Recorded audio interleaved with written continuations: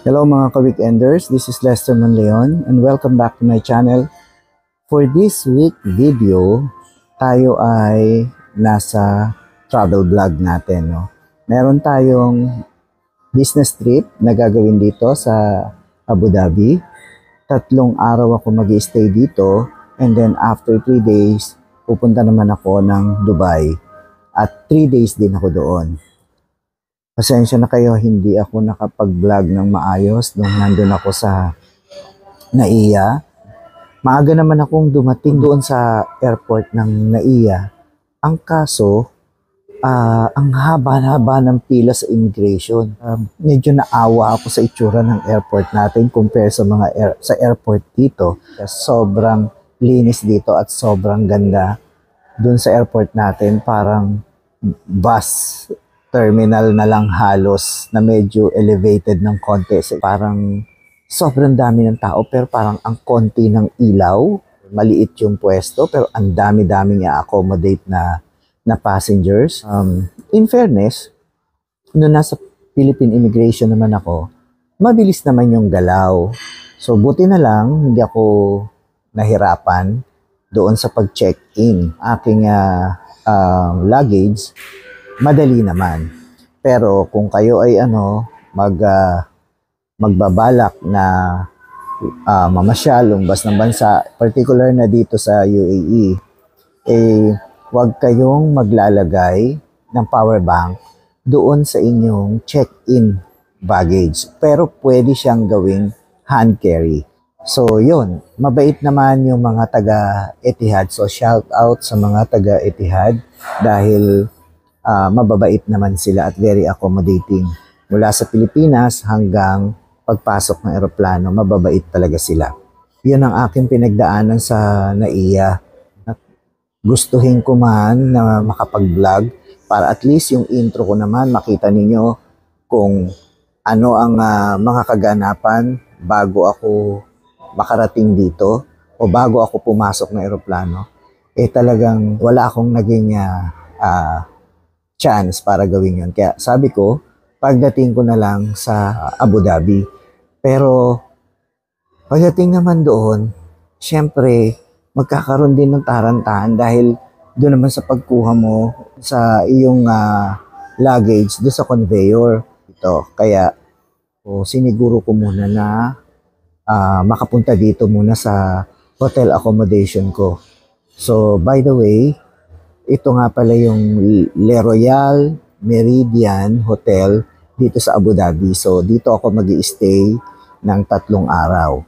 So, bakit ako nandito sa lobby? Kasi hinihintay ko pa yung check-in time ko, no? Dahil ang aga ng dating ng eroplano, wala naman check-in talaga ng morning. So, kesa naman magpabook ako ng February 20, sayang naman kasi hindi ko naman siya matutulugan ng February 20. So, although medyo nakakahilo kasi ang haba ng biyahe, syempre yung tulog natin sa airplane, hindi naman ganon ka-diretso. No? Ang haba ng biyahe, 9 hours, yung continuous flight niya. At talagang hindi ka naman makakatulog ng maayos. Tapos yung tulog ko para bang tulog manok lang, no? Kasi iba pa din talaga kapag yung nando ka talaga sa pwesto mo na ang venue ay pangtulugan talaga. Bukas pa naman actually yung events na aatenan ko dito. Pero gusto ko siyang i-ocular mamaya para bukas alam ko na kung saan ako pupunta. And since ang kasama lang naman sa aking reservation dito ay breakfast. So I have to eat my lunch and my dinner sa labas. At ngayon nga, kahit na wala pang available na room kasi hindi pa naman oras ng aking check-in talaga, at least alam ko nandito na ako. Pakita ko sa inyo ang itsura ng Le Meridian. Pero nandito pa lang ako sa lobby nila or sa lounge area nila habang naghihintay. Ito yung lounge area nila. Para may idea lang kayo. So kanina si Shirley, yung Pilipinang nakausap ko, okay siya, mabait. No, ayun siya, oh, yun. Ayun. So, ito yung lounge. Meron din siyang outside seating eh. Pero ayoko magpunta kasi sa outside seating niya ay ang ano doon ay malamig. Eh, may sinus pa naman ako. Baka mamaya sipunin ako. Kaya mas mainam na dito na lang ako sa loob. Although air condition din dito, malamig din. Pero iba kasi pag yung hamog ang dumapo sa'yo, ay talagang magbabara ang ilong mo. So mamaya update ko kayo kapag meron na akong room at ipapakita ko sa inyo kung saan ako mag-i-stay. Hello mga ka-weekenders, welcome back to my channel at nandito tayo ngayon sa Sea House Lounge Cafe Milano. So ito yung pinaka malapit na restaurant dito sa aking tinutuluyan na hotel. Kaya dito na ako nagpunta kasi ang layo nung nilakad ko. Nag-try akong humanap ng iba pero hindi ko kayang kumain doon sa ganung klase na restaurant nila rito dahil yung restaurant na parang mga kinakamay yung pagkain. So dito na ako nag-decide na kumain, although it's quite expensive pero mukhang safe naman. Sana safe nga. So pasensya na kayo, medyo mahina yung boses ko dahil kaya naman pagka malakas ako magsalita dito baka isipin nila ano yung ginagawa ko. Wala naman akong kasama pero nagsasalita ako. Kaya ayan, umorder lang tayo ng pasta at saka sandwich. It's really quite expensive yung pasta nila at saka yung sandwich nila. So try ko pakita sa inyo kung ano itsura ng restaurant na pinasukan ko.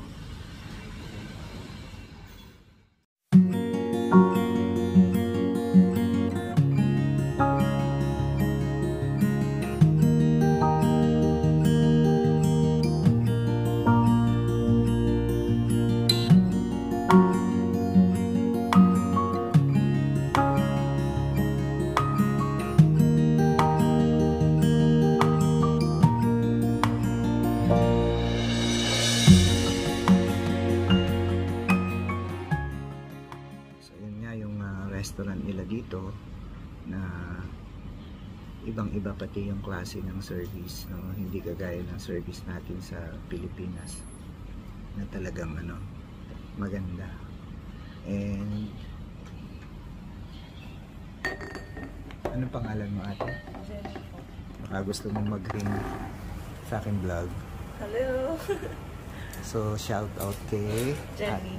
Jenny? Yeah. Jenny. So, si Jenny nag-attend sa akin ngayon dito. Ano nga? Sea House Lounge Cafe. Yeah, Sea House Lounge. So, ito yung Sea House Lounge Cafe. Ito si Jenny. Jenny, thank you for accommodating me. Kasi naglakad ako dyan, ang lakad ko. Pero wala akong nakitang maayos-ayos na restaurant. Hindi ko kaya yung style ng iba doon. Oo. Dito at least meron pagkain ng Pinoy. Alright, ito yung ating in-order na food, no? Bolognese pasta and yung kanilang clubhouse na sandwich.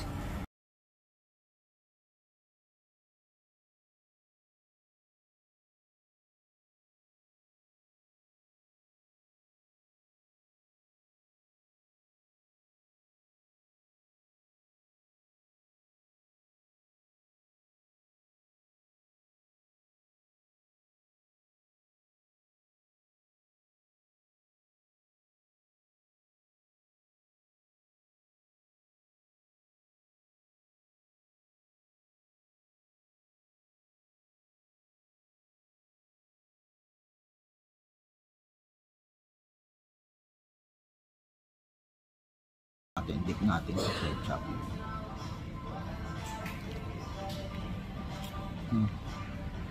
Sarap siya. Pritong-pritong patatas talaga.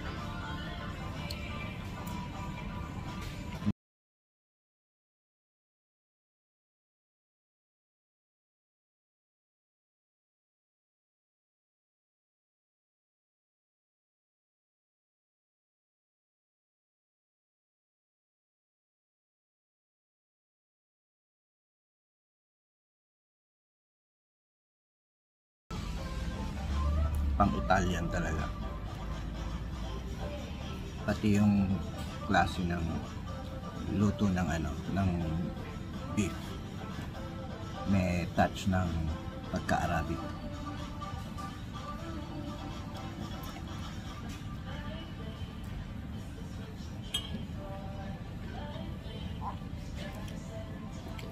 Mukhang sa duration ko rito. Hindi ako makakain ng rice. Kasi dito, more on local ang tao. Kaya hindi ba sila mahilig sa kagaya ng rice natin. Back to my channel. Ngayon ay nakapasok na tayo dito sa room natin, no? The good thing is napaaga ng 2 hours kasi dapat 2 PM pa tayo mag-check-in dito. Ipapakita ko sa inyo yung itsura ng room na ito para nang sa ganun. Pwede kayong mag-comment down below, no? At kayo na mismo ang mag-judge kung yung price nila rito ay fit sa talagang dapat fit dito sa itsura ng room. So sige, itutur ko na kayo, ha?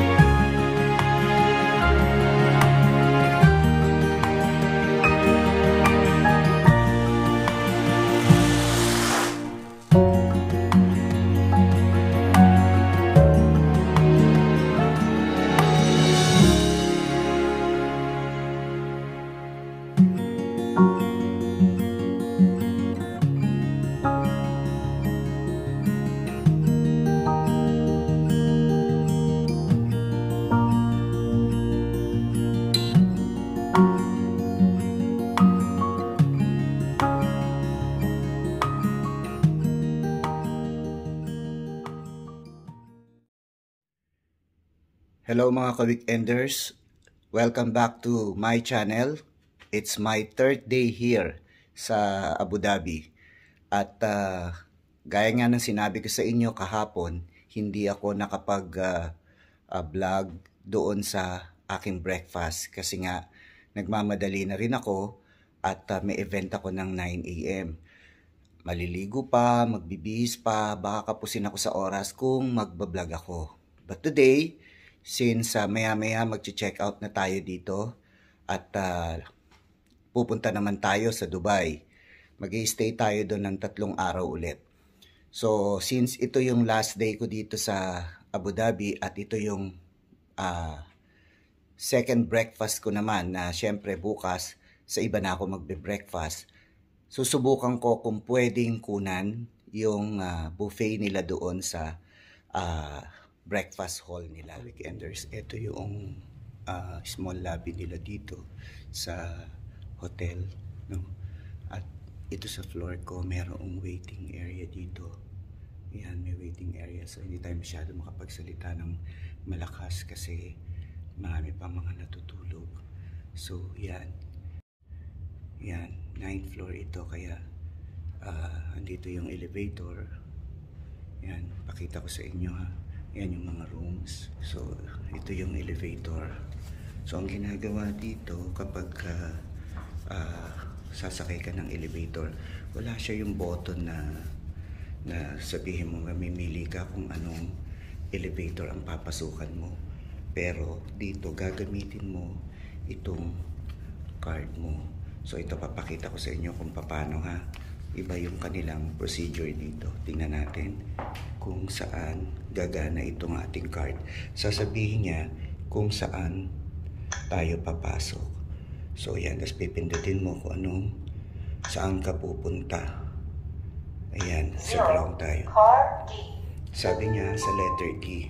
So letter D dito yan. Yan, ito yung gagana.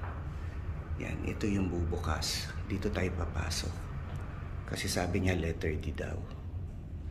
O yan na, bumukas na. So, yan. Pumasok na tayo. Tapos, makikita niyo dito, yan. Sabi si, nasa 9 siya. So, mag-automatic siya. Wala ka nang bubuksan dito. Hindi ka magbubukas o wala kang pipindutin pala para siya ay dalhin kung saan kang floor pupunta. Yan, ganyan siya. So, kakaiba, no? High-tech talaga sila rito. Sana sa Pilipinas ganito din. Yan. So tapos bubukas na siya. O, nandito na tayo sa ground floor. Hintayin natin bubukas. Yun. Okay. So mamaya babalikan ko kayo. Ito yung area papunta doon sa breakfast hall. Balikan ko kayo maya-maya ha. Babalik ako.